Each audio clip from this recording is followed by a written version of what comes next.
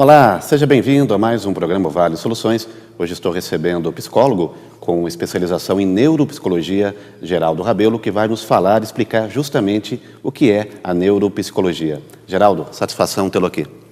Satisfação é toda minha, Rogério. Eu agradeço por essa oportunidade e espero estar contribuindo aí pelo seu excelente trabalho aí que você vem desenvolvendo. Obrigado. A neuropsicologia, o que é isso? Bom, a neuropsicologia é uma área da psicologia e das neurociências. O que essa área faz? Essa área ela estuda a relação entre o sistema nervoso central e seus comprometimentos e a sua incidência nesse comportamento. Tá. Na realidade, eu pergunto isso porque, para o leigo, a psicologia sempre lidou com questões neurais. Então, a mente, toda a questão psicológica em decorrência de problemas mentais ou problemas emocionais que acabam sendo causados ou originando também distúrbios mentais. Então, quando a gente escuta neuropsicologia, remete a alguns questionamentos, até de uma forma até mais intrigante, não é? Sim. A neuropsicologia, embora ela seja pouco conhecida agora, né, ela teve um boom em 2008. 2008 foi quando aconteceu o boom. Mas nós temos a Sociedade Internacional de Neuropsicologia, fundada na América do Norte em 1967.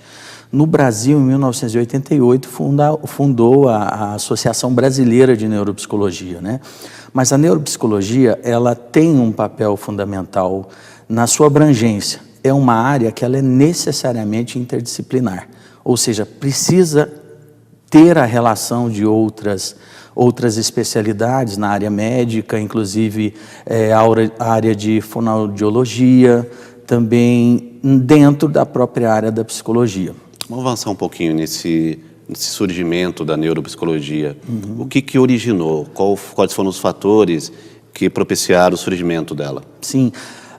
Quando nós falamos na área médica em si, na neurologia e na psiquiatria, nós temos o fator patológico no sistema nervoso central, toda a parte de medicalização e também de exames clínicos.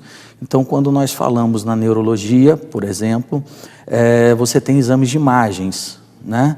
E exames clínicos também hoje, que são exames avançados, que te dá a possibilidade de fazer alguns exames sobre biomarcadores, por exemplo, que você vê os níveis de algumas substâncias e proteínas no cérebro.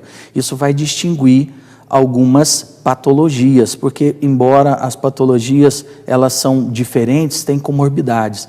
E aí houve o seguinte, entre a neurologia, entre a imagem e os exames de imagem e a psicologia que estuda o fenômeno do comportamento, existia-se como se fosse um vácuo, podemos dizer assim, para que o pessoal possa entender.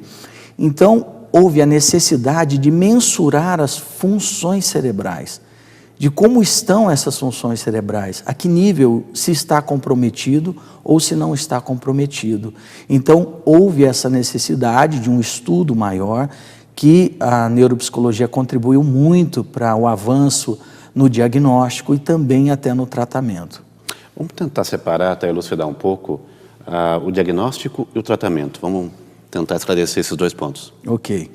Bom, o diagnóstico, um exemplo assim bem prático. Quando tem um indivíduo, uma pessoa, em que está com algumas queixas. Por exemplo, uma criança que não consegue prestar atenção dentro de sala de aula, onde ela joga bastante videogame, se consegue ali uma atenção nos seus afazeres que chama a sua atenção, e dentro de sala de aula, essa criança é totalmente ao contrário, é dispersa, não consegue se organizar nas matérias escolares, e aí, ou seja, bateu essa dúvida, né?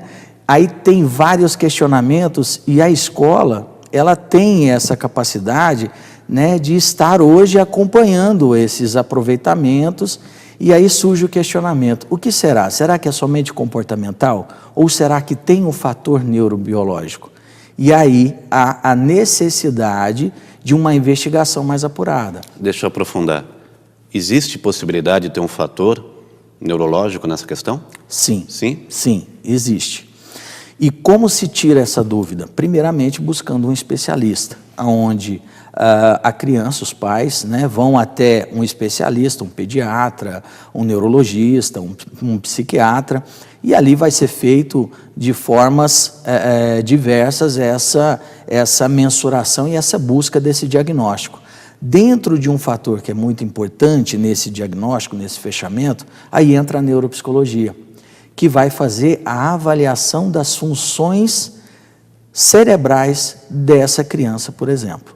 Então, ou seja, quando nós falamos de um transtorno, por exemplo, atencional, ele não vem unicamente um fator somente da atenção com dificuldade, né? Então, existe um pacote ali.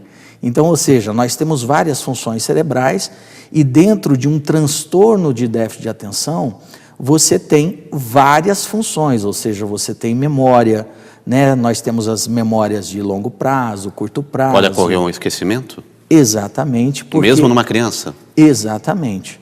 Então, precisa-se avaliar essas funções. Todas as atenções, nós temos 5 atenções, né? E deve-se avaliar todas essas atenções para saber, há um comprometimento realmente na capacidade dos processos atencionais? Entendi.